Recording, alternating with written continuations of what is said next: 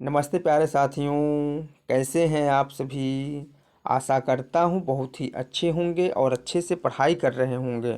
दोस्तों, आज हम आप सभी के समक्ष यूपी प्रशिक्षित स्नातक शिक्षक भर्ती परीक्षा यानी कि टीजीटी हिंदी से संबंधित प्रैक्टिस सेट संख्या 20 लेके आए हैं। अभी तक हम लोगों ने टीजीटी हिंदी से संबंधित कुल 19 प्रैक्टिस सेट देखे हैं, जिसका वीडियो आप लोग मेरे यूट्यूब चैनल के प्लेलिस्ट से प्राप्त कर देख सकते हैं। इसके अलावा इन सभी का पीडीएफ जो है आप मेरे टेलीग्राम चैनल या फिर व्हाट्सएप ग्रुप से प्राप्त कर सकते हैं, जिसका लिंक जो है डिस्क्रिप्शन बॉक्स में दिया गया है। चलिए देर न करते हुए शुरू करते हैं प्रश्न संख्या 1 से।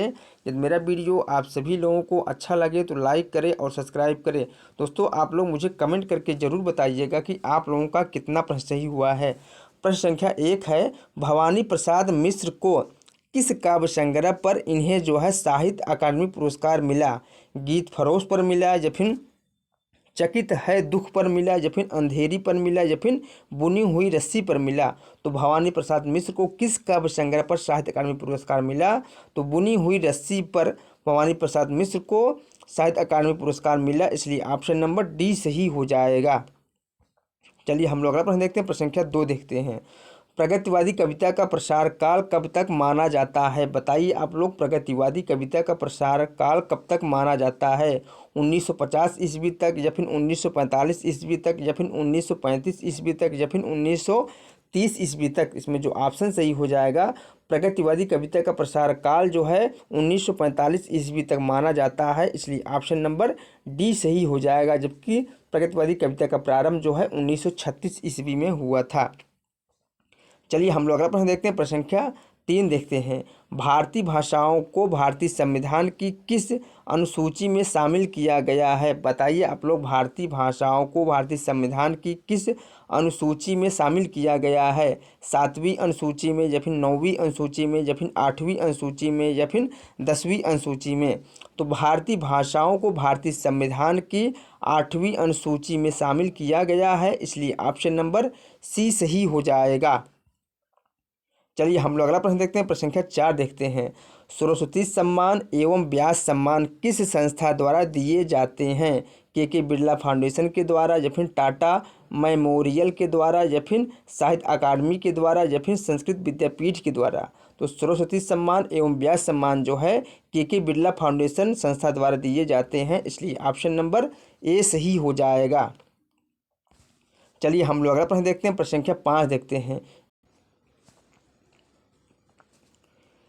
इन कहानियों को उनके प्रकाशन वर्ष के आधार पर कौन सा क्रम सही है उसे हमें बताना है। बताइए आप लोग, इनमें से कौन सी कहानी जो है सर्वप्रथम लिखा गया था। ग्राम लिखा गया था, या फिर रक्षाबंधन लिखा गया था, या फिर मैं ना बोलूँगी लिखा गया था, या फिर उसने कहा था लिखा गया था। तो सर्वप्रथम कौन सी कहानी लिखा गया था। तो सर्वप्रथम जो है ग्राम कहानी लिखा गया था। इसके रचनाकार जो है जयशंकर प्रसाद है, यह जो है 1911 ईस्वी में लिखा गया था। उसके बाद जो है रक्षाबंधन कहानी लिखा गया था। इसके रचनाकार जो है विश्वम्बर नाथ शर्मा है, यह जो है 1913 ईस्वी में लिखा गया था।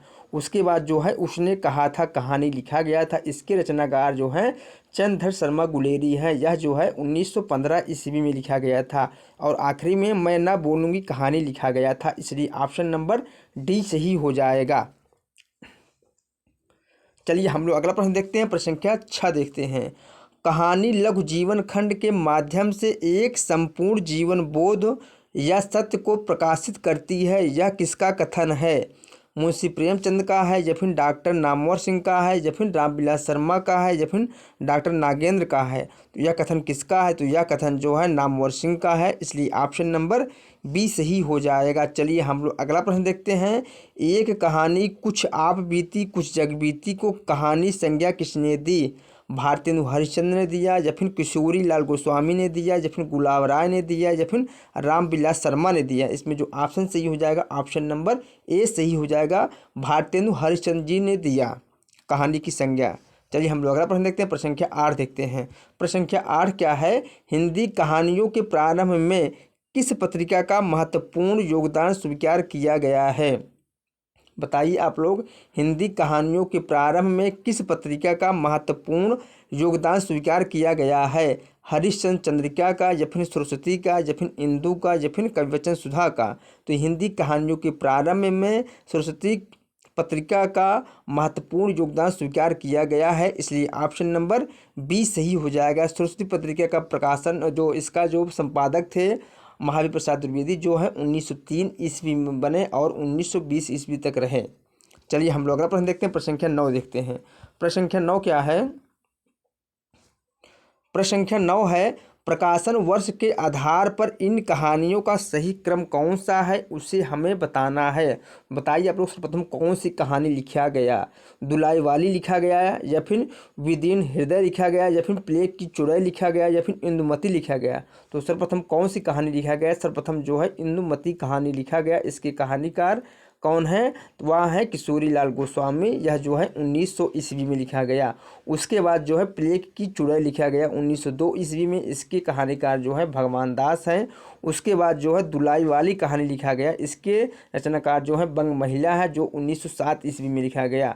उसके बाद जो है विदीर्ण हृदय लिखा गया। इसके रचनाकार जो है विश्वंभर नाथ जिज्जा हैं, इसलिए ऑप्शन नंबर डी सही हो जाएगा। चलिए हम लोग अगला प्रश्न देखते हैं, प्रश्न संख्या 10 देखते हैं। प्रश्न संख्या 10 क्या है? अंधा युग नाटक की समस्या क्या है? बताइए आप लोग अंधा युग नाटक की समस्या क्या है? पारिवारिक समस्या है या फिर युद्ध और उसके बाद की समस्या है या फिर सामाजिक समस्या है या फिर राजकाज की समस्या है? तो अंधा युग नाटक जो है युद्ध और उसके बाद की समस्या है, इसलिए ऑप्शन नंबर बी सही हो जाएगा। चलिए हम लोग अगला प्रश्न देखते हैं, प्रश्न संख्या 11 देखते हैं। तातर और एक वीर राजपूत कहानी किसकी लिखी हुई है? बताइए आप लोग तातर और एक वीर राजपूत कहानी किसकी है? मैथिली शरण गुप्त की है या फिर किशोरी लाल गोस्वामी की है या फिर माधव प्रसाद मिश्र की है या फिर वृंदावन लाल वर्मा की है? तो इसमें जो ऑप्शन सही हो जाएगा तातर और एक वीर राजपूत कहानी किसकी है? तो यह जो है किसकी कहानी है? इसकी रचनाकार जो है वृंदावन लाल वर्मा है, इसलिए ऑप्शन नंबर डी सही हो जाएगा। इनकी एक और कहानी है राखी बंध भाई, किनका? वृंदावन लाल वर्मा का। चलिए हम लोग अगला प्रश्न देखते हैं, प्रश्न संख्या 12 देखते हैं। प्रश्न संख्या 12 क्या है? यथार्थवादी लेखन की विशेषता है कि वह आदर्श का अनुकूल प्रयोग करता है या फिर फोटोग्राफिक चित्रण करता है या फिर ब्यौरेवार चित्रण नहीं करता है या फिर कल्पना प्रधान होता है? तो बताइए आप लोग इसमें कौन सा ऑप्शन सही हो जाएगा? इसमें जो ऑप्शन सही हो जाएगा यथार्थवादी लेखन की विशेषता है यह है कि वह फोटोग्राफिक चित्रण करता है, इसलिए ऑप्शन नंबर बी सही हो जाएगा। चलिए हम लोग अगला प्रश्न देखते हैं, प्रश्न संख्या 13 देखते हैं। प्रश्न संख्या 13 क्या है? प्रेमचंद को कबीर के बाद हिंदी का सबसे बड़ा व्यंग्यकार किसने माना है? बताइए आप लोग प्रेमचंद को कबीर के बाद जो है हिंदी का सबसे बड़ा व्यंग्यकार किसने माना है? नंद दुलारे वाजपेयी ने माना है या फिर रामविलास शर्मा ने माना है या फिर भारतेंदु हरिश्चंद्र ने माना है या फिर डॉक्टर नामवर सिंह ने माना है? तो प्रेमचंद को कबीर के बाद हिंदी का सबसे बड़ा व्यंग्यकार जो है रामविलास शर्मा जी ने माना है, इसलिए ऑप्शन नंबर बी सही हो जाएगा। कौन सा? ऑप्शन नंबर बी सही हो जाएगा। चलिए हम लोग अगला प्रश्न देखते हैं।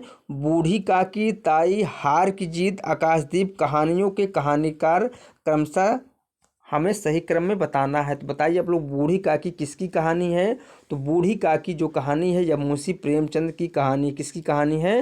मुंशी प्रेमचंद की कहानी है। उसके बाद ताई किसकी कहानी है? तो ताई जो है विश्वंभर नाथ शर्मा की कहानी है। किसकी है? विश्वंभर नाथ शर्मा की कहानी है। हार की जीत किसकी कहानी है? तो हार की जीत जो है सुदर्शन की कहानी है। आकाशदीप किसकी कहानी है? तो आकाशदीप जो है जयशंकर प्रसाद की कहानी है, इसलिए ऑप्शन नंबर ए सही हो जाएगा। चलिए हम लोग अगला प्रश्न देखते हैं, प्रश्न संख्या 15 देखते हैं। प्रश्न संख्या 15 क्या है? मानवतावादी लेखन की विशेषता है कि वह प्रगतिवादी लेखन का अनुसरण करता है या फिर प्रगतिवादी लेखक से सद्भाव बनाता है या फिर प्रगतिवादी लेखक का अनुसरण नहीं करता है या फिर यथार्थवाद का विरोधी होता है? बताइए आप लोग इनमें से कौन सा ऑप्शन सही हो जाएगा? तो मानवतावादी लेखन की विशेषता है कि वह प्रकृतिवादी लेखक का अनुसरण नहीं करता है, इसलिए ऑप्शन नंबर सी सही हो जाएगा। कौन सा? ऑप्शन नंबर सी सही हो जाएगा। चलिए हम लोग अगला प्रश्न देखते हैं, प्रश्न संख्या 16 देखते हैं। प्रश्न संख्या 16 क्या है? भरत मुनि के अनुसार काव्य में कुल कितने गुण होते हैं? बताइए आप लोग भरत मुनि के अनुसार काव्य में कुल कितने गुण होते हैं? 10 गुण होते हैं, 5 गुण होते हैं, 3 गुण होते हैं या फिर 7 गुण होते हैं? तो भरत मुनि के अनुसार काव्य के कुल जो है 10 गुण होते हैं, ऑप्शन नंबर ए सही हो जाएगा। चलिए हम लोग अगला प्रश्न देखते हैं, प्रश्न संख्या 17 देखते हैं। मनुष्य को मनोरोगों का पुंज मानकर प्रकृतिवादी लेखक इनमें से किस विशेषता को नहीं अपनाता? बताइए आप लोग, इनमें से किस विशेषता को नहीं अपनाता? तो मनुष्य को मनोरोगों का पुंज मानकर प्रकृतिवादी लेखक नैसर्गिक नैतिकता की विशेषता को नहीं अपनाता, इसलिए ऑप्शन नंबर डी सही हो जाएगा। चलिए हम लोग अगला प्रश्न देखते हैं, प्रश्न संख्या 18 देखते हैं। प्रसाद की कहानियों की विशेषता इनमें से कौन सी नहीं है, उसे हमें बताना है। बताइए आप लोग, इनमें से कौन सी एक विशेषता जो है जयशंकर प्रसाद की कहानियों की विशेषता नहीं है? इनमें घटनाओं का अतिरेक है, या फिर अमूर्त घटनाओं का अतिरेक है, या फिर इनका रूप चित्रण अतिशय काव्यमय है, या फिर वातावरण निर्माण करती है? तो बताइए आप लोग, इनमें से कौन सा ऑप्शन सही हो जाएगा? इसमें ऑप्शन नंबर ए सही हो जाएगा। कौन सा? ऑप्शन नंबर ए सही हो जाएगा। चलिए हम लोग अगला प्रश्न देखते हैं, प्रश्न संख्या 19 देखते हैं। असंगत अनुक्रम हमें बताना है। बताइए आप लोग, इनमें से कौन सा एक जो है असंगत अनुक्रम है? बताइए आप लोग, पंच परमेश्वर जो है कब लिखा गया? तो पंच परमेश्वर जो है 1916 ईस्वी में लिखा गया। इसके लेखक कौन है? तो पंच परमेश्वर के जो लेखक है वह है मुंशी प्रेमचंद। कफन कब लिखा गया? तो कफन जो है 1936 ईस्वी में लिखा गया। कफन के लेखक जो है मुंशी प्रेमचंद है। विपथका कब लिखा गया? तो विपथका जो है 1937 ईस्वी में लिखा गया। इसके लेखक जो है अज्ञेय हैं। जबकि खेल जो है कब लिखा गया? खेल जो है 1927 ईस्वी में नहीं, 1928 ईस्वी में लिखा गया। यह जैनेन्द्र की कहानी है, इसलिए ऑप्शन नंबर इसमें डी सही हो जाएगा। इसमें पूछा है असंगत, वह है ऑप्शन नंबर डी। चलिए हम लोग अगला प्रश्न देखते हैं, प्रश्न संख्या 20 देखते हैं। हिंदी कहानी साहित्य की वृत्ति के रूप में किसे जाना जाता है? बताइए आप लोग, हिंदी कहानी साहित्य की वृत्ति के रूप में किसे जाना जाता है? तो वह है मुंशी प्रेमचंद, सुदर्शन और कौशिक, इसलिए ऑप्शन नंबर सी सही हो जाएगा। कौन सा? ऑप्शन नंबर सी सही हो जाएगा। चलिए हम लोग अगला प्रश्न देखते हैं, प्रश्न संख्या 21 देखते हैं। जैनेन्द्र की कहानियों का प्रकाशन वर्ष के आधार पर सही अनुक्रम कौन सा है, उसे हमें बताना है। तो बताइए आप लोग, सर्वप्रथम कौन सी कहानी लिखा गया? खेल लिखा गया, फांसी लिखा गया, या फिर पाजेब लिखा गया, या फिर एक रात लिखा गया? तो सर्वप्रथम जो है खेल लिखा गया। उसके बाद कौन सा लिखा गया? उसके बाद फांसी लिखा गया। फांसी कब लिखा गया? 1929 ईस्वी में लिखा गया। जबकि खेल जो है 1928 ईस्वी में लिखा गया। उसके बाद एक रात लिखा गया 1935 ईस्वी में। उसके बाद जो है पाजेब लिखा गया, इसलिए ऑप्शन नंबर कौन सा इसमें सही हो जाएगा? ऑप्शन नंबर बी सही हो जाएगा। चलिए हम लोग अगला प्रश्न देखते हैं, प्रश्न संख्या 22 देखते हैं। नई कहानियों के स्थान पर आ कहानी को कब प्रतिष्ठित किया गया? बताइए आप लोग, नई कहानी के स्थान पर आ कहानी को कब प्रतिष्ठित किया गया? तो आ कहानी को जो है 1960-62 ईस्वी में प्रतिष्ठित किया गया, इसलिए ऑप्शन नंबर कौन सा? बी सही हो जाएगा। चलिए हम लोग अगला प्रश्न देखते हैं, प्रश्न संख्या 23 देखते हैं। असंगत अनुक्रम कौन सा है, उसे हमें बताना है। बताइए आप लोग, इनमें से कौन सा एक जो है असंगत अनुक्रम है? बताइए आप लोग, गदल किसकी रचना है? रंगे राघव की है कि नहीं? यह जो है रंगे राघव की रचना है। हड़ताल किसकी रचना है? तो हड़ताल जो है भैरव प्रसाद गुप्त की रचना है। हंसा जाए न अकेला जो है या किसकी रचना है? यह जो है मार्कंडेय की रचना है।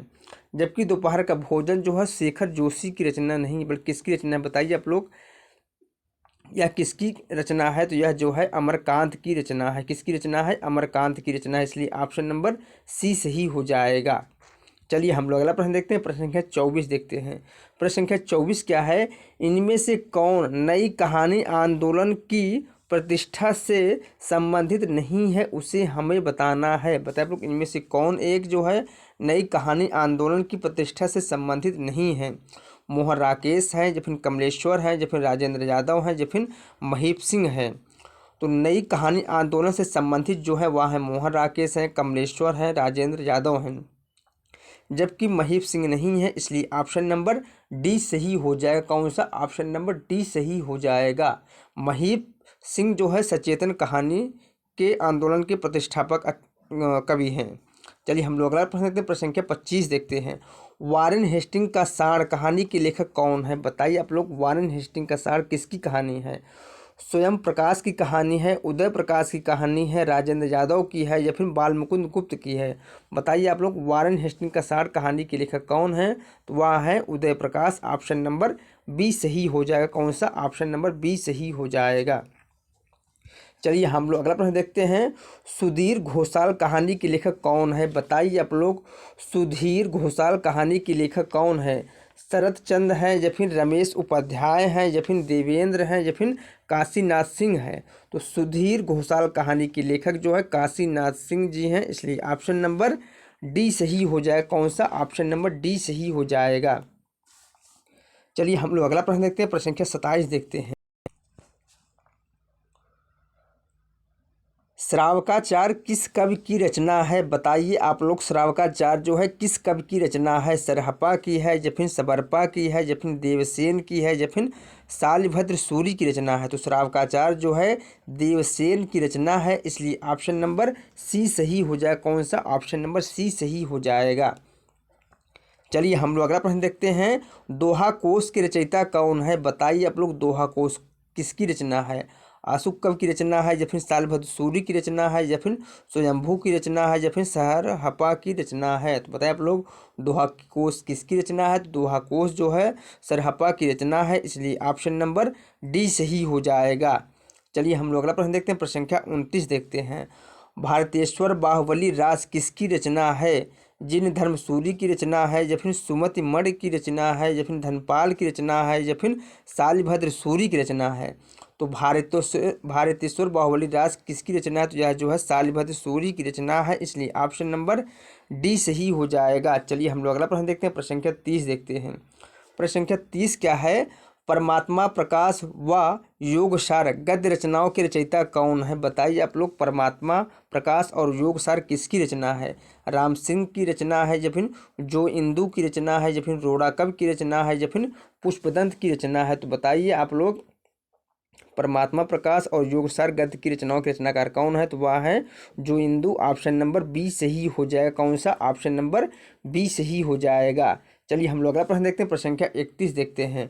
वर्ण रत्नाकर के रचनाकार कौन है? बताइए आप लोग, वर्ण रत्नाकर के रचयिता कौन है? ज्योतिश्वर ठाकुर हैं या फिर लक्ष्मीधर हैं या फिर सोम प्रभु सूरी हैं या फिर देवसेन है? तो इसमें जो ऑप्शन सही हो जाएगा, वर्ण रत्नाकर के रचनाकार जो है वह है Jyotishwar Thakur. Option number A सही हो जाएगा। कौन सा? ऑप्शन नंबर ए सही हो जाएगा। चलिए हम लोग अगला प्रश्न देखते हैं। भाषा सर्वेक्षण किसकी रचना है? बताइए आप लोग, भाषा सर्वेक्षण जो है किसकी रचना है? श्याम सुंदर दास की रचना है या फिर ग्रियर्सन की रचना है या फिर हजारी प्रसाद द्विवेदी जी की रचना है या फिर रामचंद्र शुक्ल जी की रचना है? तो भाषा सर्वेक्षण किसकी रचना है? तो भाषा सर्वेक्षण जो है ग्रियर्सन की रचना है, इसलिए ऑप्शन नंबर बी सही हो जाएगा। कौन सा? ऑप्शन नंबर बी सही हो जाएगा। हिंदी साहित्य का प्रथम इतिहास इस्तवार द लिटरेचर इंदुई ए हिंदुस्तानी किस भाषा में लिखा गया? बताए आप लोग, यह इतिहास ग्रंथ जो है किस भाषा में लिखा गया? अंग्रेजी में लिखा गया या फिर हिंदी में लिखा गया या फिर फ्रेंच भाषा में लिखा गया या फिर जर्मन भाषा में लिखा गया? तो इस इतिहास ग्रंथ के जो इतिहासकार हैं वह है गार्सा दत्तासी। गार्सा दत्तासी ने इस इतिहास ग्रंथ को 1839 ईस्वी में फ्रेंच भाषा में लिखा था, इसलिए ऑप्शन नंबर सी सही हो जाएगा। चलिए हम लोग अगला प्रश्न देखते हैं। प्रश्न संख्या 34 देखते हैं। हिंदी भाषा में लिखा जाने वाला हिंदी साहित्य का प्रथम इतिहास इनमें से कौन है? शिव सिंह सरोज है या फिर मिश्रबंध विनोद है या फिर हिंदी साहित्य का आलोचनात्मक इतिहास है या फिर हिंदी साहित्य का इतिहास है? तो हिंदी भाषा में लिखा जाने वाला हिंदी साहित्य का प्रथम इतिहास जो है वह है Shiv Singh Saroj. Option number A सही हो जाएगा। कौन सा? ऑप्शन नंबर ए सही हो जाएगा। चलिए हम लोग अगला प्रश्न देखते हैं। प्रश्न संख्या 35 देखते हैं। उत्तर अपभ्रंश को पुरानी हिंदी कहने वाले प्रथम विद्वान कौन है? बताइए आप लोग, जो है उत्तर अपभ्रंश को सर्वप्रथम जो है पुरानी हिंदी किसने कहा? आचार्य रामचंद्र शुक्ल जी ने कहा या फिर राम कुमार वर्मा ने कहा या फिर हजारी प्रसाद द्विवेदी जी ने कहा या फिर चंद्र शर्मा गुलेरी ने कहा? तो उत्तर अपभ्रंश को सर्वप्रथम जो है पुरानी हिंदी जो है चंद्र शर्मा गुलेरी जी ने कहा, इसलिए ऑप्शन नंबर डी सही हो जाएगा। चलिए हम लोग अगला प्रश्न देखते हैं। प्रश्न संख्या 36 देखते हैं। हम लोग अगला प्रश्न देखते हैं। सरहपा को हिंदी का प्रथम कवि मानने वाले विद्वान कौन है? डॉक्टर गणपत चंद्र गुप्त हैं या फिर राहुल संकृतायन हैं या फिर धीरेन्द्र वर्मा हैं या फिर डॉक्टर रसाल हैं? तो सरहपा को हिंदी का प्रथम कवि मानने वाले जो विद्वान हैं वह है Rahul Sankrityayan. Option number B सही हो जाएगा। चलिए हम लोग अगला प्रश्न देखते हैं। प्रश्न संख्या 37 देखते हैं। उक्त व्यक्ति प्रकरण के रचनाकार कौन है? बताए आप लोग उक्त व्यक्ति प्रकरण किसकी रचना है? लक्ष्मीधर की रचना है, राम सिंह की रचना है या फिर दामोदर शर्मा की रचना है या फिर धनपाल की रचना है? तो उक्त व्यक्ति प्रकरण के रचनाकार कौन है? तो वह है दामोदर शर्मा, इसलिए ऑप्शन नंबर सी सही हो जाएगा। चलिए हम लोग अगला प्रश्न देखते हैं। अपभ्रंश व्याकरण के रचयिता कौन है? बताइए आप लोग अपभ्रंश व्याकरण किसकी रचना है? हेमचंद की रचना है, विद्याधर की रचना है, सोमप्रभ सूरी की रचना है या फिर धनपाल की रचना है? तो अपभ्रंश व्याकरण के जो रचयिता हैं वह है हेमचंद, इसलिए ऑप्शन नंबर ए सही हो जाएगा। चलिए हम लोग अगला प्रश्न देखते हैं। प्रश्न संख्या 39 देखते हैं। प्रश्न संख्या 39 क्या है? मिश्र बंधुओं द्वारा विरचित मिश्र बंधु विनोद कितने भागों में विभाजित है? बताइए आप लोग मिश्र बंधुओं द्वारा रचित रचना जो है मिश्र बंधु विनोद है, यह कितने भागों में विभाजित है? 1 भागों में, 2 भागों में, 3 भागों में या फिर 4 भागों में? तो मिश्र बंधु विनोद जो है 4 भागों में विभाजित है, इसलिए ऑप्शन नंबर सी सही हो जाएगा। चलिए हम लोग अगला प्रश्न देखते हैं। प्रश्न संख्या 40 देखते हैं।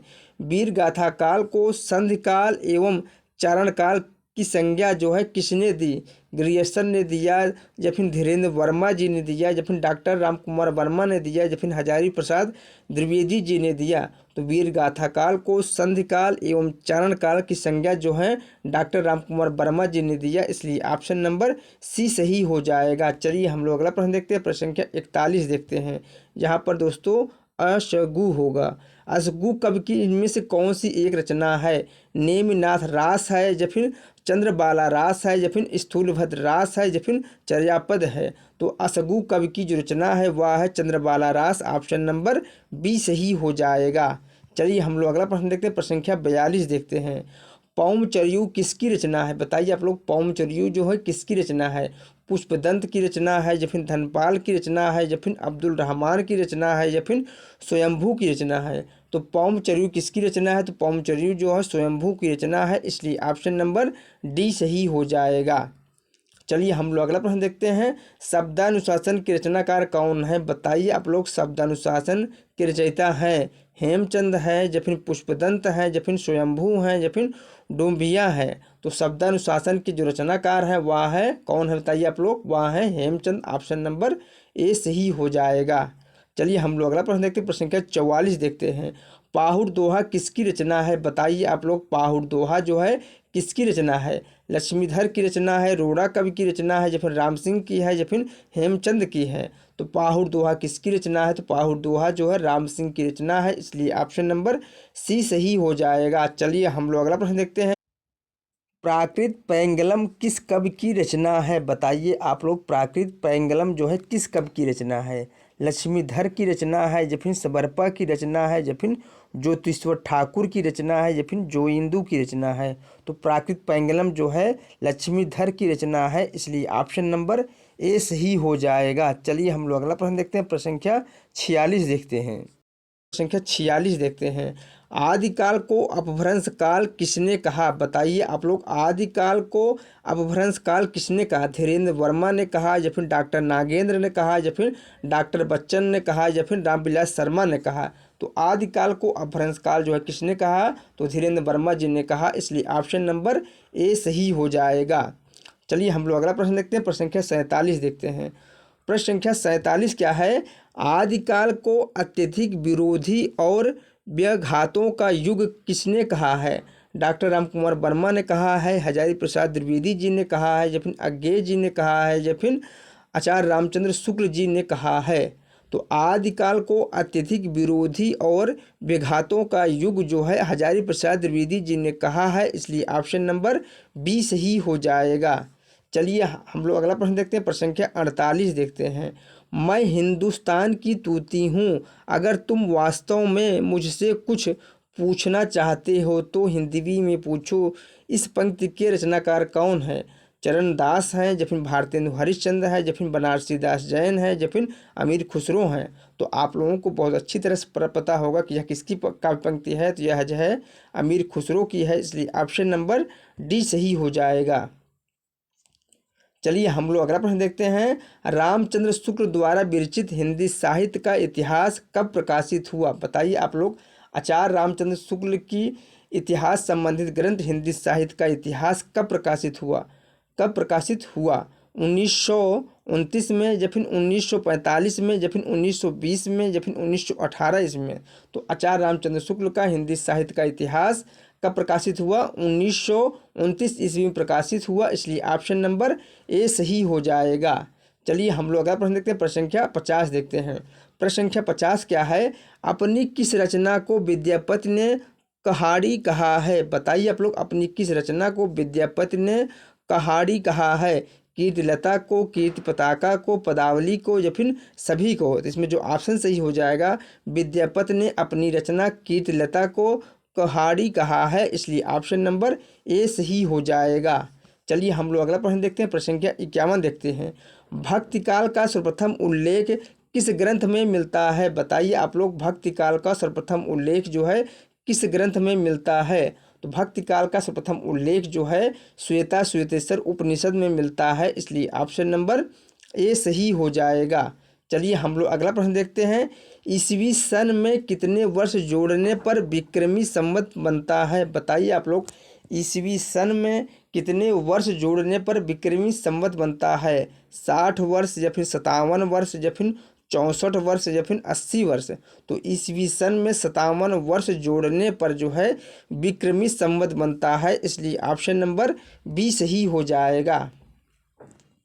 चलिए हम लोग अगला प्रश्न देखते हैं। सगुण भक्ति का मूल कहाँ माना जाता है? बताइए आप लोग, सगुण भक्ति का मूल कहाँ माना जाता है? उत्तरी भारत को, पश्चिमी भारत को, पूर्वी भारत को, या फिर दक्षिणी भारत को? तो सगुण भक्ति का मूल जो है दक्षिणी भारत माना जाता है, इसलिए ऑप्शन नंबर डी सही हो जाएगा। चलिए हम लोग अगला प्रश्न देखते हैं, प्रश्न संख्या 54 देखते हैं। निर्गुण भक्ति का आदि स्रोत कदाचित कौन सा उपनिषद माना जाता है? बताइए आप लोग, निर्गुण भक्ति का आदि स्रोत कौन सा उपनिषद माना जाता है? तो जो है वह माना जाता है श्वेता श्वेतेश्वर उपनिषद, इसलिए ऑप्शन नंबर बी सही हो जाएगा। कौन सा? ऑप्शन नंबर बी सही हो जाएगा। चलिए हम लोग अगला प्रश्न देखते हैं। बीजक के संकलनकर्ता व संपादक कौन है? बताइए आप लोग, बीजक के संकलनकर्ता व संपादक कौन है? धर्मदास है, या फिर गुरु नानक देव हैं, या फिर रैदास हैं, या फिर मीरा है? तो इसमें जो ऑप्शन सही हो जाएगा, बीजक के संकलनकर्ता व संपादक जो है धर्मदास जी हैं, इसलिए ऑप्शन नंबर ए सही हो जाएगा। चलिए हम लोग अगला प्रश्न देखते हैं, प्रश्न संख्या 56 देखते हैं। प्रश्न संख्या 56 क्या है? बरवे नायिका भेद ग्रंथ के रचयिता कौन है? बताइए आप लोग, बरवे नायिका भेद ग्रंथ जो है किसकी रचना है? अमीर खुसरो की है, रैदास की है, रहीम की है, या फिर बिहारी की है? तो बरवे नायिका भेद ग्रंथ जो है किसकी है? रहीमदास जी का है, इसलिए ऑप्शन नंबर सी सही हो जाएगा। चलिए हम लोग अगला प्रश्न देखते हैं, प्रश्न संख्या 57 देखते हैं। मोहम्मद गर के रचनाकार कौन है? बताइए आप लोग, मोहम्मद गर के रचनाकार कौन है? गोरखनाथ है, नाभादास है, नंददास है, या फिर शंकराचार्य है? तो मोहम्मद गर के रचनाकार जो है शंकराचार्य है, इसलिए ऑप्शन नंबर डी सही हो जाएगा। चलिए हम लोग अगला प्रश्न देखते हैं। सुंदर विलास के रचनाकार कौन है? कबीर दास है, मलूक दास है, सुंदर दास है, या फिर रैदास है? तो इसमें जो ऑप्शन सही हो जाएगा, सुंदर विलास के जो रचनाकार हैं वह है सुंदर दास, इसलिए ऑप्शन नंबर सी सही हो जाएगा। चलिए हम लोग अगला प्रश्न देखते हैं। आश दीवार के रचयिता कौन है? बताइए आप लोग, आश दीवार के रचयिता कौन है? गुरु नानक हैं, या फिर गुरु गोविंद सिंह है, या फिर गुरु अर्जुन सिंह है, या फिर गुरु रामदास हैं? तो आश दीवार के रचयिता जो है वह है गुरु नानक, इसलिए ऑप्शन नंबर ए सही हो जाएगा। चलिए हम लोग अगला प्रश्न देखते हैं, प्रश्न संख्या 60 देखते हैं। हरण्य वाणी किसकी रचनाओं का संग्रह है? बताइए आप लोग, हरण्य वाणी जो है किसकी रचनाओं का संग्रह है? सुंदर दास का, दादू का, रैदास का, या फिर रज्जब का? तो हरण्य वाणी किनकी रचनाओं का संग्रह है? तो यह जो है दादू दयाल की रचनाओं का संग्रह है, इसलिए ऑप्शन नंबर बी सही हो जाएगा। चलिए हम लोग अगला प्रश्न देखते हैं, प्रश्न संख्या 61 देखते हैं। प्रश्न संख्या 61 क्या है? रीतकाल की समय सीमा आचार्य शुक्ल के अनुसार है 1700 से 1850 ईस्वी, या फिर 1600 से 1800 ईस्वी, या फिर 1643 से 1843 ईस्वी, या फिर 1700 ईस्वी से 1900 ईस्वी? तो रीतकाल का समय सीमा आचार्य शुक्ल के अनुसार जो है सन 1643 से 1843 ईस्वी तक है, इसलिए ऑप्शन नंबर सी सही हो जाएगा। जबकि शक संवत होता तो 1700 से विक्रम संवत 1900 विक्रम संवत होता, इसलिए इसमें ऑप्शन नंबर सी सही हो जाएगा। चलिए हम लोग अगला प्रश्न देखते हैं। उत्तर मध्यकाल को रीतकाल की संज्ञा किसने दी है? बताइए आप लोग, उत्तर मध्यकाल को रीतकाल की संज्ञा जो है किसने दी है? मिश्र बंधुओं ने दिया है, या फिर आचार्य रामचंद्र शुक्ल जी ने दिया है, या फिर विश्वनाथ प्रसाद मिश्र जी ने दिया है, या फिर डॉक्टर राम कुमार वर्मा जी ने दिया है। तो इसमें जो ऑप्शन सही हो जाएगा, उत्तर मध्यकाल को रीतकाल की संज्ञा जो है आचार्य रामचंद्र शुक्ल जी ने दिया है, इसलिए ऑप्शन नंबर कौन सा? बी सही हो जाएगा। ऑप्शन नंबर बी सही हो जाएगा। चलिए हम लोग अगला प्रश्न देखते हैं, प्रश्न संख्या 63 देखते हैं। मिश्र बंधुओं ने उत्तर मध्यकाल को क्या नाम दिया है? बताइए आप लोग, मिश्र बंधुओं ने उत्तर मध्यकाल को क्या नाम दिया है? कला काल नाम दिया है, या फिर श्रृंगार काल नाम दिया है, या फिर अलंकृत काल नाम दिया है, या फिर रीत काल नाम दिया है। तो इसमें जो ऑप्शन सही हो जाएगा, मिश्र बंधुओं ने उत्तर मध्यकाल को अलंकृत काल कहा है, इसलिए ऑप्शन नंबर सी सही हो जाएगा। चलिए हम लोग अगला प्रश्न देखते हैं, प्रश्न संख्या 64 देखते हैं। उत्तर मध्यकाल को श्रृंगार काल नाम किसने दिया? बताइए आप लोग, उत्तर मध्यकाल को श्रृंगार काल नाम किसने दिया? आचार्य रामचंद्र शुक्ल ने दिया, या फिर पंडित विश्वनाथ प्रसाद मिश्र ने दिया, या फिर मिश्र बंधुओं ने दिया, या फिर डॉक्टर राम कुमार वर्मा ने दिया। तो इसमें जो ऑप्शन सही हो जाएगा, ऑप्शन नंबर बी सही हो जाएगा। उत्तर मध्यकाल काल को श्रृंगार काल जो है नाम पंडित विश्वनाथ प्रसाद मिश्र जी ने दिया। चलिए हम लोग अगला प्रश्न देखते हैं, प्रश्न संख्या 65 देखते हैं। प्रश्न संख्या 65 क्या है? काल क्रमानुसार रीतकाल का प्रथम कवि कौन ठहरते हैं? बताइए आप लोग, काल क्रमानुसार रीतकाल के प्रथम कवि कौन ठहरते हैं? बिहारी हैं, या फिर चिंतामणि हैं, या फिर पद्माकर हैं, या फिर केशवदास हैं। तो काल क्रमानुसार रीतकाल के प्रथम कवि जो है वह है केशवदास, इसलिए ऑप्शन नंबर बी सही हो जाएगा। चलिए हम लोग अगला प्रश्न देखते हैं। रीत की अविरल परंपरा किस कवि से चली मानी जाती है? बताइए आप लोग, रीत की अविरल परंपरा जो है किस कवि से चली मानी जाती है? चिंतामणि से, या फिर केशवदास से, या फिर मतीराम से, या फिर भूषण कवि से। तो इसमें जो ऑप्शन सही हो जाएगा, रीतकाल की अविरल परंपरा जो है चिंतामणि से चली मानी जाती है, इसलिए ऑप्शन नंबर ए सही हो जाएगा। चलिए हम लोग अगला प्रश्न देखते हैं। आचार्य रामचंद्र शुक्ल ने किस कवि को रीतकाल का आरंभ माना है? बताइए आप लोग, आचार्य शुक्ल ने किस कवि को रीतकाल का आरंभ माना है? केशवदास को, या फिर मतीराम को, या फिर चिंतामणि को, या फिर बिहारी को। तो आचार्य रामचंद्र शुक्ल ने चिंतामणि को रीतकाल का आरंभ कवि माना है, इसलिए ऑप्शन नंबर सी सही हो जाएगा। चलिए हम लोग अगला प्रश्न देखते हैं। श्रृंगार सागर के रचयिता हैं? बताइए आप लोग, श्रृंगार सागर के रचयिता कौन हैं? मतीराम है, या फिर मोहनलाल मिश्र हैं, या फिर बिहारी हैं, या फिर केशवदास हैं। तो श्रृंगार सागर के जो रचनाकार हैं वह हैं मतीराम, इसलिए ऑप्शन नंबर ए सही हो जाएगा। चलिए हम लोग अगला प्रश्न देखते हैं। केशव को कठिन काव्य का प्रेत किस आलोचक ने कहा? बताइए आप लोग, केशव को कठिन काव्य का प्रेत जो है किस आलोचक ने कहा? आचार्य रामचंद्र शुक्ल ने कहा, या फिर हजारी प्रसाद द्विवेदी जी ने कहा, या फिर ग्रियर्सन ने कहा, या फिर मिश्र बंधुओं ने कहा। तो केशव को कठिन काव्य का प्रेत जो है आचार्य रामचंद्र शुक्ल जी ने कहा है, इसलिए ऑप्शन नंबर बी सही हो जाएगा। चलिए हम लोग अगला प्रश्न देखते हैं, प्रश्न संख्या 70 देखते हैं।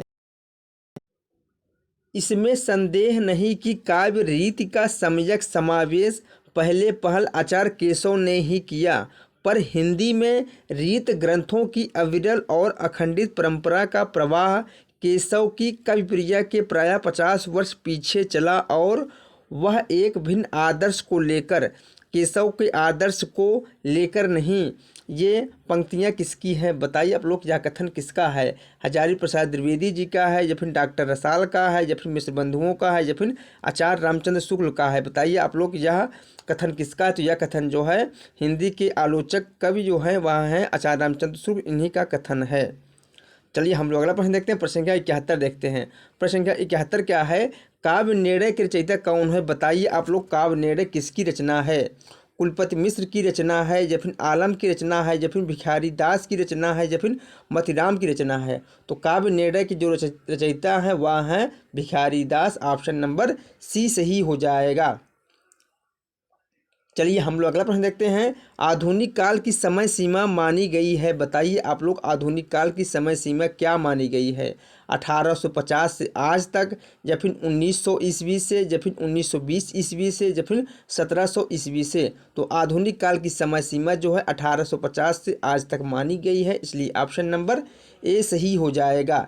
चलिए हम लोग अगला प्रश्न देखते हैं। प्रश्न संख्या 73 देखते हैं।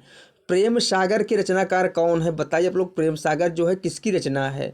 सदल मिश्र की है, लल्लू लाल जी का है या फिर राम प्रसाद निरंजनी का है या फिर श्रद्धा राम फिल्लौरी का है। तो प्रेम सागर किसकी रचना है, तो प्रेम सागर जो है लल्लू लाल जी की रचना है, इसलिए ऑप्शन नंबर बी सही हो जाएगा। कौन सा, ऑप्शन नंबर बी सही हो जाएगा। चलिए हम लोग अगला प्रश्न देखते हैं। भाषा योग वशिष्ठ की रचनाकार कौन है। राम प्रसाद निरंजनी है या फिर सदल मिश्र है या फिर नवीन चंद है या फिर कोई नहीं। तो बताइए आप लोग इसमें से कौन सा ऑप्शन सही हो जाएगा। भाषा योग वशिष्ठ किसकी रचना है, तो भाषा योग वशिष्ठ जो है राम प्रसाद निरंजनी की रचना है, इसलिए ऑप्शन नंबर ए सही हो जाएगा। चलिए हम लोग अगला प्रश्न देखते हैं। प्रश्न संख्या 75 देखते हैं। प्रश्न संख्या 75 क्या है। सत्यार्थ प्रकाश को किस भाषा में दयानंद सरस्वती जी ने लिखा। तो सत्यार्थ प्रकाश जो है किसकी रचना है, दयानंद सरस्वती की रचना है। या किस भाषा में लिखा गया, गुजराती में, अवधी में, हिंदी में या फिर संस्कृत में। इसमें जो ऑप्शन सही हो जाएगा सत्यार्थ प्रकाश जो है दयानंद सरस्वती ने 1875 ईस्वी में हिंदी भाषा में लिखा, इसलिए ऑप्शन नंबर सी सही हो जाएगा। चलिए हम लोग अगला प्रश्न देखते हैं। हिंदी का प्रथम उपन्यास कौन सा माना जाता है, बताए आप लोग इनमें से कौन सा एक जो है हिंदी का प्रथम उपन्यास है। प्रेमा है, त्यागपत्र है, गोदान है या फिर परीक्षा गुरु है। तो हिंदी का जो प्रथम उपन्यास है वह है परीक्षा गुरु, ऑप्शन नंबर डी सही हो जाएगा। परीक्षा गुरु को लाला श्रीनिवास दास ने 1882 ईस्वी में लिखा था। चलिए हम लोग अगला प्रश्न देखते हैं। प्रश्न संख्या 77 देखते हैं। प्रश्न संख्या 77 क्या है। भाग्यवती उपन्यास की रचयिता कौन है, बताइए आप लोग भाग्यवती किसकी रचना है। ईश्वरदास की रचना है, जैनेन्द्र की रचना है या फिर श्रद्धा राम फिल्लौरी की रचना है या फिर राजेंद्र बाला की रचना है। तो इसमें जो ऑप्शन सही हो जाएगा ऑप्शन नंबर सी सही हो जाएगा। भाग्यवती जो है श्रद्धा राम फिल्लौरी का उपन्यास है, इसलिए ऑप्शन नंबर सी सही हो जाएगा। इसे इन्होंने 1877 ईस्वी में लिखा था। चलिए हम लोग अगला प्रश्न देखते हैं। प्रश्न संख्या 78 देखते हैं। प्रजा हितैषी नामक पत्र कहाँ से निकलता था, बताइए आप लोग प्रजा हितैषी पत्र जो है कहाँ से निकलता था। कानपुर से, आगरा से, कलकत्ता से या फिर इलाहाबाद से। तो इसमें जो ऑप्शन सही हो जाएगा प्रजा हितैषी जो है आगरा से प्रकाशित होता था। इसके संपादक कौन थे, इसके संपादक जो है राजा लक्ष्मण सिंह थे। यह जो है 1855 ईस्वी से निकलना प्रारंभ हुआ, इसलिए ऑप्शन नंबर बी सही हो जाएगा। चलिए हम लोग अगला प्रश्न देखते हैं। ज्ञान प्रदायिनी पत्रिका का प्रकाशन करने वाले थे, बताए आप लोग इनमें से कौन जो है ज्ञान प्रदायिनी पत्रिका के संपादक करने वाले थे प्रकाशक। भारतेंदु हरिश्चंद्र या फिर प्रताप नारायण मिश्र या फिर नवीन चंद्र या फिर अज्ञेय। तो ज्ञान प्रदायिनी पत्रिका के जो प्रकाशन करता थे वह थे नवीन चंद, ऑप्शन नंबर सी सही हो जाएगा। ऑप्शन नंबर कौन सा, सी सही हो जाएगा। यह पत्रिका जो है लाहौर से 1867 ईस्वी से निकलना प्रारंभ हुआ था। चलिए हम लोग अगला प्रश्न देखते हैं। प्रश्न संख्या 80 देखते हैं। सितारे हिंद किस लेखक का उपनाम था, बताइए लोग सितारे हिंद किसका उपनाम था। राजा शिवप्रसाद का या फिर राजा लक्ष्मण सिंह का या फिर हरिश्चंद्र का या फिर प्रेमचंद का। तो सितारे हिंद जो है राजा शिव प्रसाद का उपनाम था, इसलिए ऑप्शन नंबर ए सही हो जाएगा। कौन सा, ऑप्शन नंबर ए सही हो जाएगा। चलिए हम लोग अगला प्रश्न देखते हैं। प्रश्न संख्या 81 देखते हैं। प्रश्न संख्या 81 क्या है। द्विवेदी युग को जागरण सुधार काल भी कहा जाता है, यह नाम किस विद्वान द्वारा दिया गया है, बताइए आप लोग द्विवेदी युग को जागरण सुधार काल नाम जो है किसने दिया है।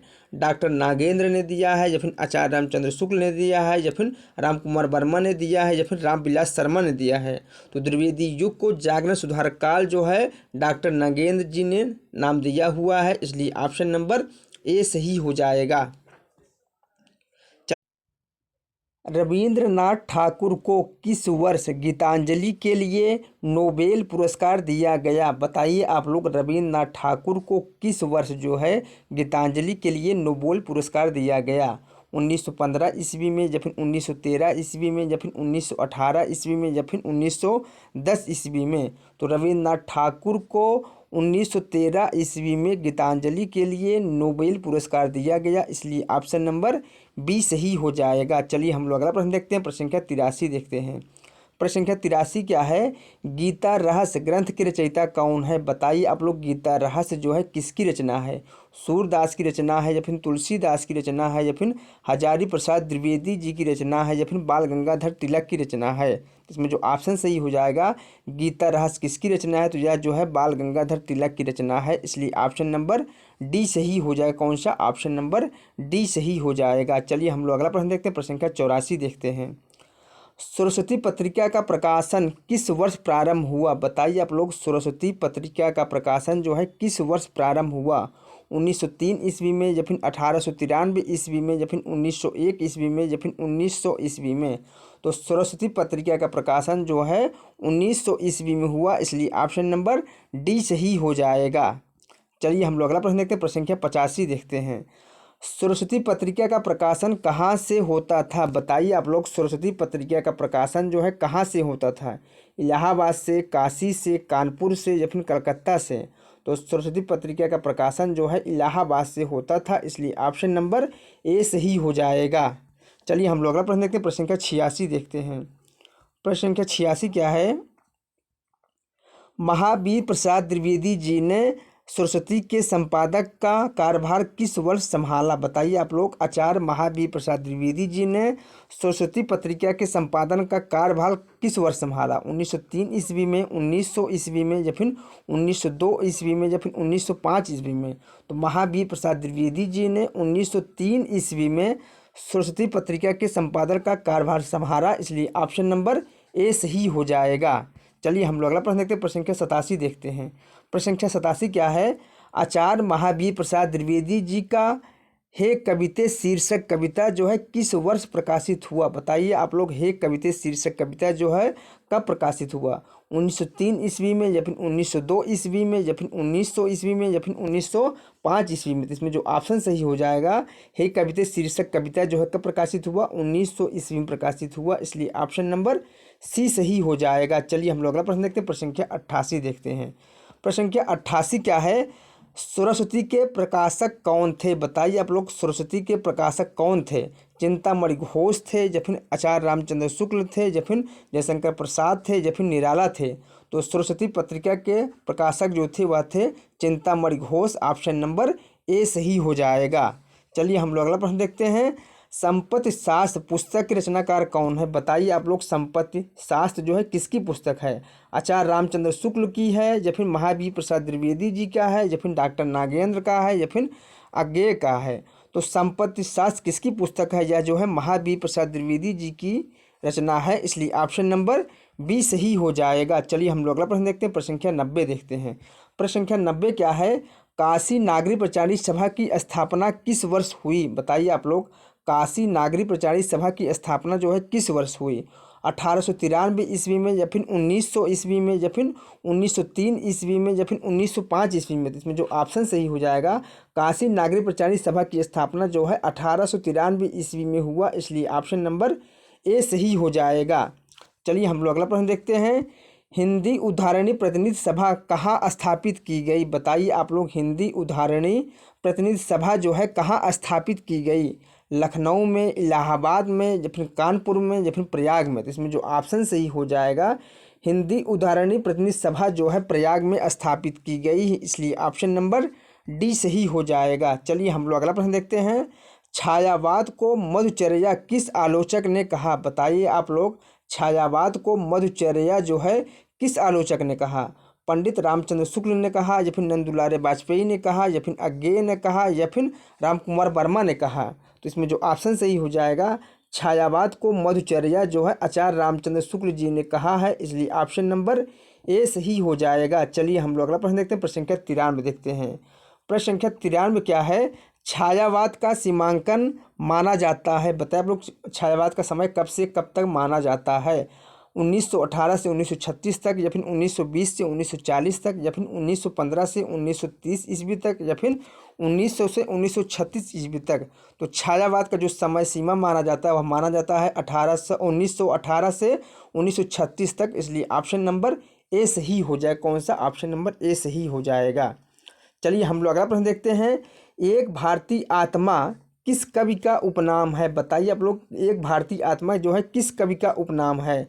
सुभद्रा कुमारी चौहान का है, या फिर माखनलाल चतुर्वेदी का है, या फिर उदय शंकर भट्ट का है, या फिर दिनकर का है? तो एक भारतीय आत्मा जो है माखनलाल चतुर्वेदी का उपनाम है, इसलिए ऑप्शन नंबर बी सही हो जाएगा। चलिए हम लोग अगला प्रश्न देखते हैं। प्रश्न संख्या 95 देखते हैं।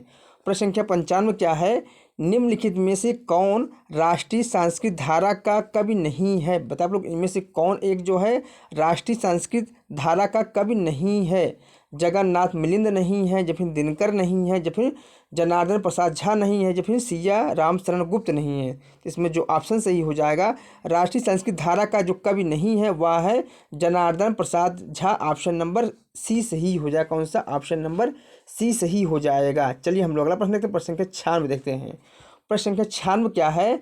छायावाद को छायावाद नाम किसने दिया? बताइए आप लोग, छायावाद को छायावाद नाम किसने दिया?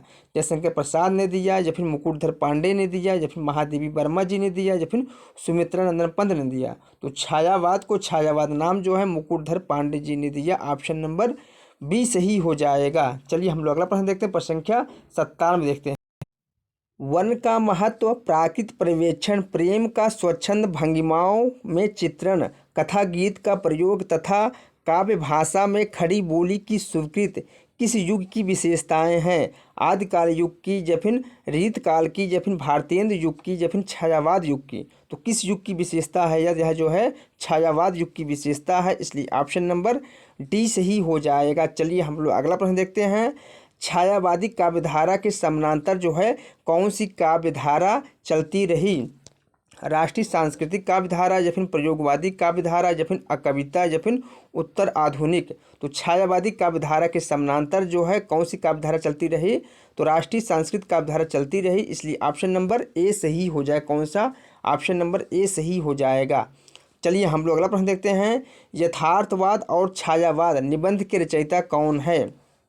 बताइए आप लोग, यथार्थवाद और छायावाद निबंध के रचयिता कौन है? जयशंकर प्रसाद हैं, या फिर निराला हैं, या फिर महादेवी वर्मा हैं, या फिर बालकृष्ण शर्मा नवीन हैं? तो यथार्थवाद और छायावाद निबंध की जो रचयिता है वह है जयशंकर प्रसाद, इसलिए ऑप्शन नंबर ए सही हो जाएगा। चलिए हम लोग अगला प्रश्न देखते हैं। प्रश्न संख्या 100 देखते हैं। मुंशी प्रेमचंद द्वारा रचित कहानी नमक का दरोगा किस कहानी संग्रह में संग्रहित है? प्रेम पूर्णिमा में, या फिर पंच परमेश्वर में, या फिर मानसरोवर में, या फिर सप्त सरोज में? तो मुंशी प्रेमचंद की कहानी नमक का दरोगा किस कहानी संग्रह में संग्रहित है? पंच परमेश्वर में। ऑप्शन नंबर बी सही हो जाए। कौन सा? ऑप्शन नंबर बी सही हो जाएगा। चलिए हम लोग अगला प्रश्न देखते हैं। वर्तमान हिंदी का प्रचलित रूप है? बताइए आप लोग, वर्तमान हिंदी का प्रचलित रूप कैसा है? अवधी है, ब्रजभाषा है, खड़ी बोली है, या फिर देवनागरी है? तो इसमें जो ऑप्शन सही हो जाएगा, वर्तमान हिंदी का प्रचलित जो रूप है वह है खड़ी बोली। ऑप्शन नंबर सी सही हो जाएगा। कौन सा? ऑप्शन नंबर सी सही हो जाएगा। चलिए हम लोग अगला प्रश्न देखते हैं। प्रश्न संख्या 102 देखते हैं। दक्षिणी भारत हिंदी प्रचार सभा का मुख्यालय कहाँ पर स्थित है? बताइए आप लोग, दक्षिणी भारत का हिंदी प्रचार सभा का मुख्यालय जो है कहाँ स्थित है? हैदराबाद में, बंगलौर में, या फिर चेन्नई में, या फिर मैसूर में? तो इसमें जो ऑप्शन सही हो जाएगा, ऑप्शन नंबर सी सही हो जाएगा, चेन्नई में स्थित है। चलिए हम लोग अगला प्रश्न देखते हैं। प्रश्न संख्या 103 देखते हैं। प्रश्न संख्या 103 क्या है? बहराइच, सुल्तानपुर, रायबरेली किस बोली के क्षेत्र हैं? बताइए बोलो, यह है किस बोली के क्षेत्र हैं? छत्तीसगढ़ी के हैं, बाघेली के हैं, ब्रजभाषा के हैं, या फिर अवधी के हैं? तो फिर बहराइच, सुल्तानपुर और रायबरेली जो है अवधी बोली के क्षेत्र हैं, इसलिए ऑप्शन नंबर डी सही हो जाएगा। कौन सा? ऑप्शन नंबर डी सही हो जाएगा। चलिए हम लोग अगला प्रश्न देखते हैं। प्रश्न संख्या 104 देखते हैं। निम्न में से अल्पप्राण वर्ण कौन से है उसे हमें बताना है?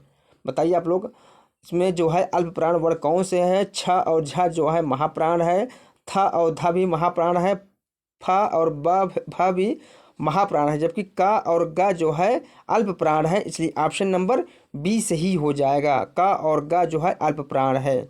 चलिए हम लोग अगला प्रश्न देखते हैं। प्रश्न संख्या 105 देखते हैं। प्रश्न संख्या 105 क्या है? ए आई वर्ण क्या कहलाते हैं?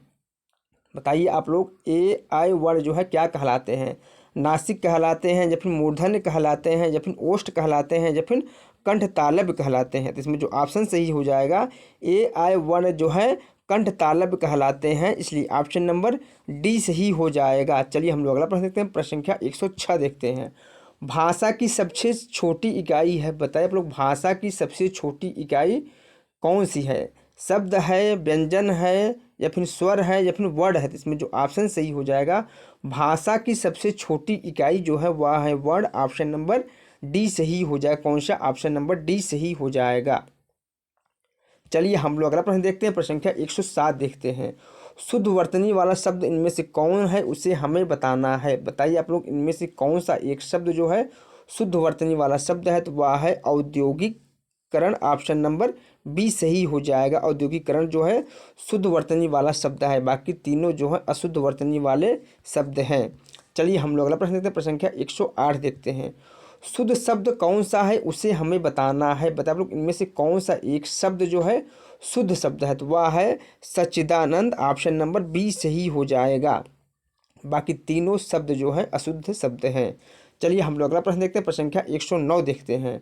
सत्याग्रह का सही संधि विच्छेद क्या होगा? बताइए आप लोग, सत्याग्रह का सही संधि विच्छेद क्या होगा? तो वह होगा सत्य प्लस आग्रह। ऑप्शन नंबर डी सही हो जाएगा। चलिए हम लोग अगला प्रश्न देखते हैं। प्रश्न संख्या 110 देखते हैं।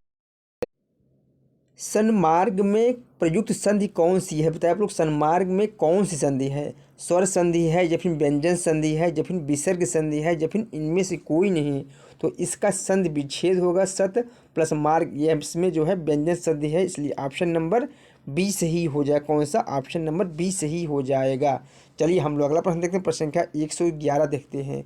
प्रत्युत्पन्न मति शब्द में कौन सा उपसर्ग लगा हुआ है? बताइए आप लोग, प्रत्युत्पन्न मति शब्द में कौन सा उपसर्ग लगा हुआ है? तो इसमें जो है प्रति उपसर्ग लगा हुआ है, इसलिए ऑप्शन नंबर बी सही हो जाएगा। चलिए हम लोग अगला प्रश्न देखते हैं। किस शब्द की रचना जो है प्रत्यय से हुई है? बताइए आप लोग, इनमें से किस शब्द की रचना जो है प्रत्यय से हुई है? अभियोग का, या फिर व्यायाम का, या फिर अपमान का, या फिर इनमें से कोई नहीं?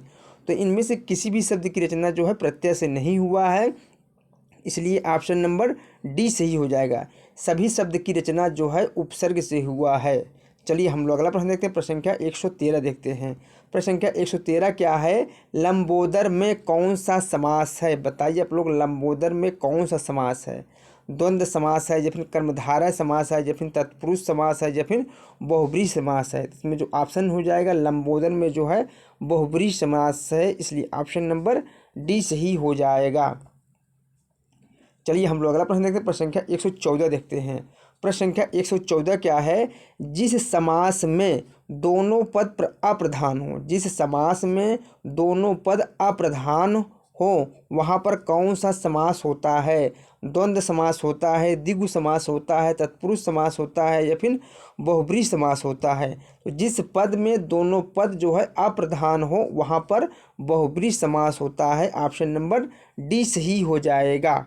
चलिए हम लोग अगला प्रश्न देखते हैं। प्रश्न संख्या 115 देखते हैं। प्रश्न संख्या 115 क्या है? मृगनयनी में कौन सा समास है? बताइए आप लोग, मृगनयनी में कौन सा समास है? अव्ययी भाव समास है, या फिर तत्पुरुष समास है, या फिर कर्मधारय समास है, या फिर बहुब्रीहि समास है? तो इसमें जो ऑप्शन हो जाएगा, मृगनयनी में जो है कर्मधारय समास है, इसलिए ऑप्शन नंबर सी सही हो जाएगा। चलिए हम लोग अगला प्रश्न देखते हैं। प्रश्न संख्या 116 देखते हैं। कौन सा शब्द इनमें से देशज नहीं है, उसे हमें बताना है? बताइए आप लोग, इनमें से कौन सा एक शब्द जो है देशज नहीं है? ढिबरी, पगड़ी, ढोर, या फिर पुष्कर? तो ढिबरी, पगड़ी और ढोर जो है देशज शब्द है, जबकि पुष्कर जो है तत्सम शब्द है, इसलिए ऑप्शन नंबर डी सही हो जाएगा। चलिए हम लोग अगला प्रश्न देखते हैं। प्रश्न संख्या 117 देखते हैं। सभा में 20 लोग थे, इसमें विशेषण का कौन सा भेद है? समुदाय वाचक है, या फिर परिणाम वाचक है, या फिर निश्चय संख्यावाचक है, या फिर अनिश्चय संख्यावाचक है? तो सभा में 20 जो लोग थे, यह जो है अनिश्चय संख्यावाचक है, इसलिए ऑप्शन नंबर डी सही हो जाएगा। चलिए हम लोग अगला प्रश्न देखते हैं। प्रश्न संख्या 118 देखते हैं। आम का पर्यायवाची शब्द इनमें से कौन सा एक नहीं है, उसे हमें बताना है। बताइए आप लोग, इनमें से कौन सा एक जो है आम का पर्यायवाची शब्द नहीं है। अमृत फल नहीं है, या फिर आम्र नहीं है, या फिर रसाल नहीं है, या फिर पिक नहीं है। तो आम का जो पर्यायवाची शब्द है वह है अमृत फल, आम्र और रसाल, जबकि पिक आम का पर्यायवाची शब्द नहीं है, इसलिए ऑप्शन नंबर डी सही हो जाएगा। पिक किसका पर्यायवाची शब्द है? तो पिक जो है कोयल का पर्यायवाची शब्द है। चलिए हम लोग अगला प्रश्न देखते हैं। प्रश्न संख्या 119 देखते हैं। नीरस का विलोम क्या होगा? बताइए आप लोग, नीरस का विलोम क्या होगा? रसीला होगा, सरस होगा, विरस होगा, या फिर अरस होगा। तो नीरस का जो विलोम शब्द होगा वह होगा सरस। ऑप्शन नंबर बी सही हो जाएगा। कौन सा? ऑप्शन नंबर बी सही हो जाएगा। चलिए हम लोग अगला प्रश्न देखते हैं। जिसे कठिनाई से जीता जा सके उसे क्या कहते हैं? विजित कहते हैं, अजेय कहते हैं, अज्ञेय कहते हैं, या फिर अजेय कहते हैं, या फिर दुर्जेय कहते हैं। इसमें जो ऑप्शन सही हो जाएगा, जिसे कठिनाई से जीता जा सके उसे जो है दुर्जेय कहते हैं। ऑप्शन नंबर डी सही हो जाएगा। चलिए हम लोग अगला प्रश्न देखते हैं।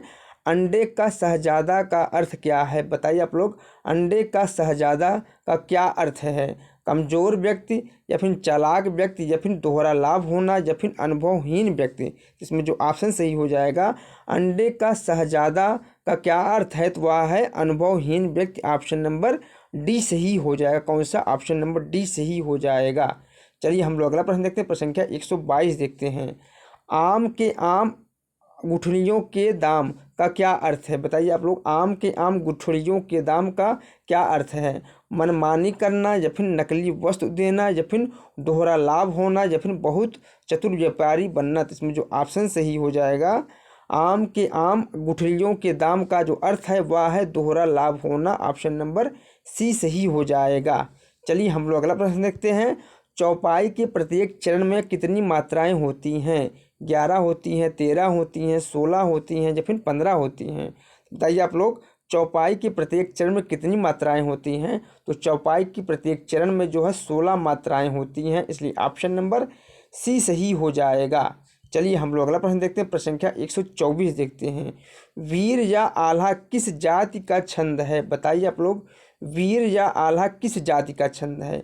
वर्णिक छंद है, मात्रिक छंद है, या फिर मुक्त छंद है, या फिर इनमें से कोई नहीं। इसमें जो ऑप्शन सही हो जाएगा, ऑप्शन नंबर कौन सा सही हो जाएगा? बताइए आप लोग, इसमें जो है मात्रिक छंद है। ऑप्शन नंबर बी सही हो जाएगा। वीर या आल्हा में जो है मात्रिक छंद है। चलिए हम लोग अगला प्रश्न देखते हैं। प्रश्न संख्या 125 देखते हैं, और इस प्रैक्टिस सेट का लास्ट प्रश्न देखते हैं। निम्नलिखित में से कौन सा शब्द जो है शब्द अलंकार नहीं है, उसे हमें बताना है। बताए लोग, इनमें से कौन सा एक शब्द जो है शब्द अलंकार नहीं है? श्लेष नहीं है, या फिर विवक्षा नहीं है, या फिर वक्रोक्ति नहीं है, या फिर उपमा नहीं है। इसमें जो ऑप्शन सही हो जाएगा, शब्द अलंकार जो नहीं है वह है उपमा अलंकार, इसलिए ऑप्शन नंबर डी सही हो जाएगा। उपमा अलंकार जो है अर्था अलंकार के भेद है, बाकी तीनों जो है शब्द अलंकार के भेद हैं। ठीक दोस्तों, मेरा यह प्रैक्टिस सेट यहीं समाप्त हो रहा है। मिलते हैं नेक्स्ट प्रैक्टिस सेट में।